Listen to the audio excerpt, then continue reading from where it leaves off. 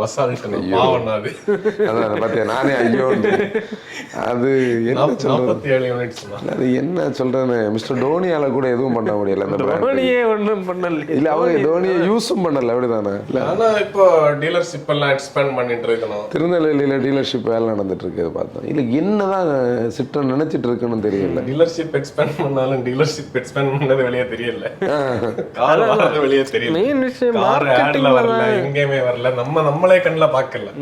Marketing தான் பிரச்சனைன்னு நினைக்கிறேன். மெயின் ரீசன் வந்து பீப்புளுக்கு ட்ரஸ்ட் வரல. அதுதான் நம்ம அன்னைக்கு சென்னையில வச்சு நைட் எல்லாம் சுத்திட்டு இவ்வளவு நாள் இங்க சுத்திட்டு இருக்கேன். ஒரு பசால்ட்ட கூட நம்ம பார்க்கலன்னு கதை வந்துல்ல. பசால்ட் நான் இதோட கர்வு கூட பார்த்தேன் ஒன்று பசால்ட்ட பார்க்கவே இல்லை. கர்வு நான் முந்தா நேட்டைக்கு இங்க ஒன்று புதுசு பார்த்தேன். நம்ம ஊர்ல யாரோ எடுத்திருக்காங்க. ஐஸ் ஈவி கிடையாது. கர்வு அங்கங்கேயா பாக்குறோம். சிட்ரன் நமக்கு யாரும் கிடையாது. ஆனா ப்ராடக்ட் எப்படி இருக்குன்னு நினைச்சு பாருங்க. C5, C3, Basalt, even C3 உடைய ஏர் கிராஸ் ஆகட்டும், எல்லாமே யூனிக்கா நல்லா இருக்கு. அதுல எனக்கு ரொம்ப பிடிச்சதே பசால்ட் தான். என்ன சூப்பர் ரைடு, ஓட்டும் போது இவ்வளவு கனெக்டடா இருந்தது. நம்ம அன்னைக்கு அந்த கேரளால ஓட்டுற அந்த ஸ்ட்ரெச்ல எப்படி போட்டு ஓட்டிட்டு இருந்தோம். இவ்வளோ ரிவ்யூஸ் வந்து பாசிட்டிவா இருந்தப்பறம் பீப்புள் வாங்கலன்னா அவங்க தான் என்னை கண்டுபிடிக்கணும். ஆக்சுவலி நான் இதை வந்து இதுல சொல்லணும். இது சிட்ரன்ல யாராவது பாக்குறாங்கன்னா அவங்க பார்த்து இது பண்ணட்டும். எனக்கு கன்சல்டேஷன் நம்ம கிட்ட பேசின ஒருத்தர் சென்னையில ஒரு டெக்கி ஒரு 10 தடவை அவங்களுக்கு கூப்பிட்ட போது கூட அவங்க ஒரு தடவை கூப்பிட்டு இவங்களுக்கு வந்து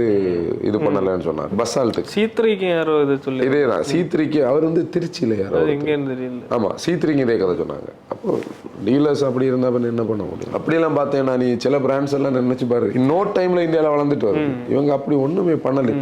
அட்லீஸ்ட் ஒரு லான்ச் நடக்கிற ஒரு 2 மாசம் கூட வால்யூம் ஃபுல் ஆக மாட்டேங்குது. குறைஞ்சிக்கிட்டு தான் வருது. திருப்பியும் 300 யூனிட் வச்சு ஒரு பிராண்ட் எப்படி ரன் பண்ணுவோம்? நமக்கு அன்னைக்கு வந்து சிட்ரன்ல இருந்து ஒரு மீடியா இன்வைட் வந்தபோது நானும் சந்தோஷப்பட்டேன். ஓகே, சிட்ரன் வந்து நம்மளை ஏதோ கண்டென்ட் பண்ண கூப்பிட்டுருக்காங்கன்னு பார்த்தா வந்து சிட்ரனோட பிராண்டோட லெகசியை நாங்க இது பண்ண போறோம் அப்படின்னு. அப்ப நான் சொன்னேன், காரை தந்தா நாங்க ரிவ்யூ பண்ணலாம். உனக்கு ஞாபகம் இருக்காது?